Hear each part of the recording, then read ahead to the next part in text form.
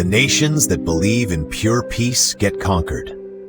You watch the news, seeing nations that preach peace above all else, that believe in universal harmony, that sacrifice their strength for the illusion of tranquility.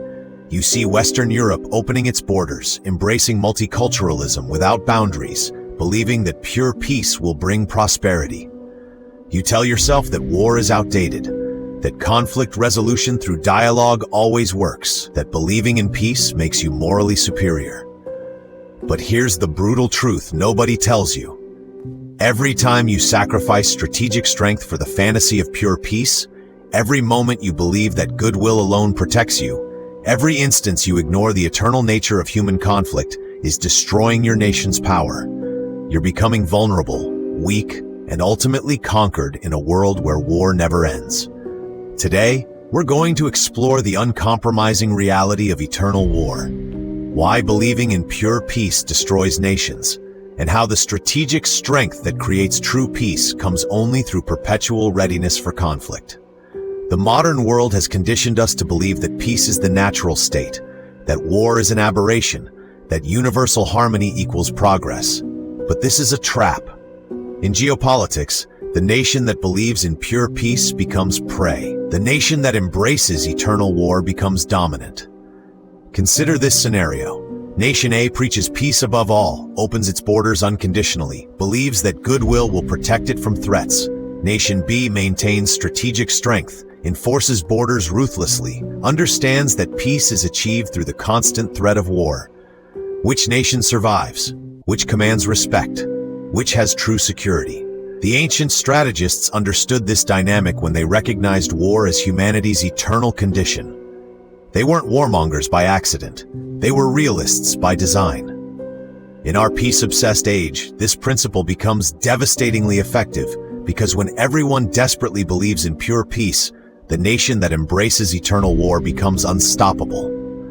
The fatal addiction of modern geopolitics is the belief in pure peace. You sign treaties, believing they're permanent, open borders, believing immigration equals enrichment, compromise national interests, believing harmony brings prosperity.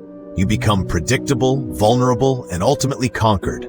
As Machiavelli warned, there is no avoiding war. It can only be postponed to the advantage of others.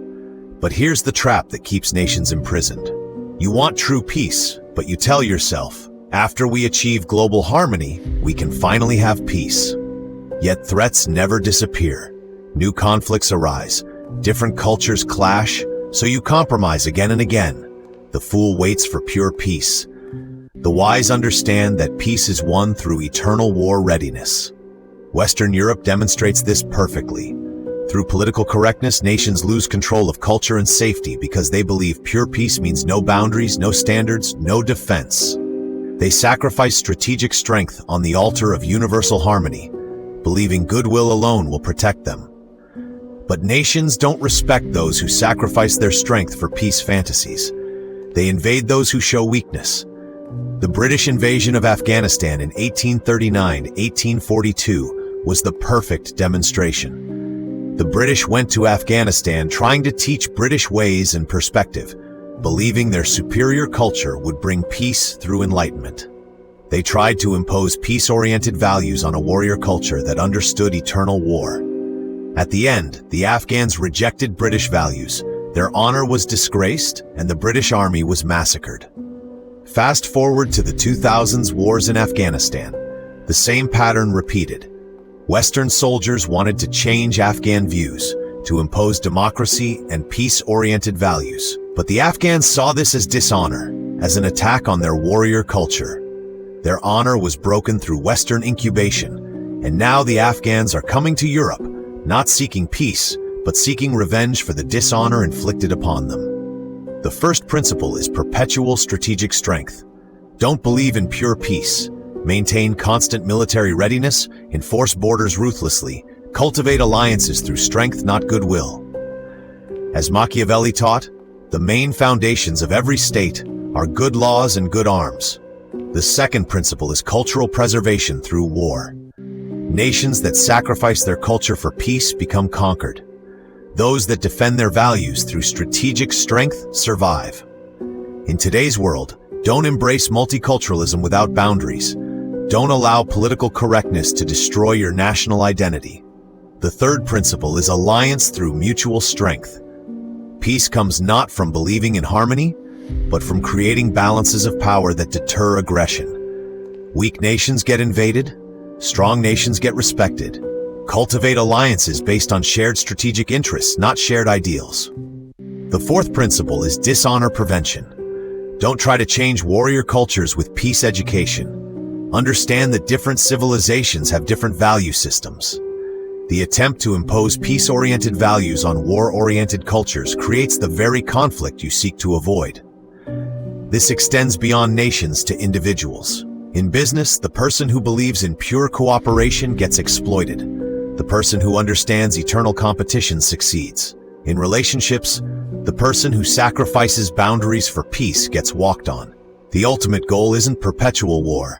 It's using the understanding of eternal war to create sustainable peace. Strategic strength transforms you from peace fantasist into power broker. Results come when you stop believing in pure peace and start maintaining eternal war readiness. The ancient strategists didn't teach believing in pure peace. They taught embracing eternal war. They understood that true peace comes from the constant threat of overwhelming force. Machiavelli understood this when he wrote, "It is better to be feared than loved if you cannot be both." In geopolitics, this means it's better to be feared for your strength than loved for your peace fantasies. Fear deters invasion. Love invites exploitation. The pragmatic mandate: become the nation that embraces eternal war, not through aggression, but through unshakable strength. Not through conquest, but through deterrence. The wise leader, as Machiavelli said, does at once what the fool does finally. Don't wait for threats to become overwhelming. Prepare for eternal war now. Because in a world of peace believers, the war embracers become unconquerable. And you can choose to embrace eternal war or remain destroyed by pure peace fantasies. The choice is yours.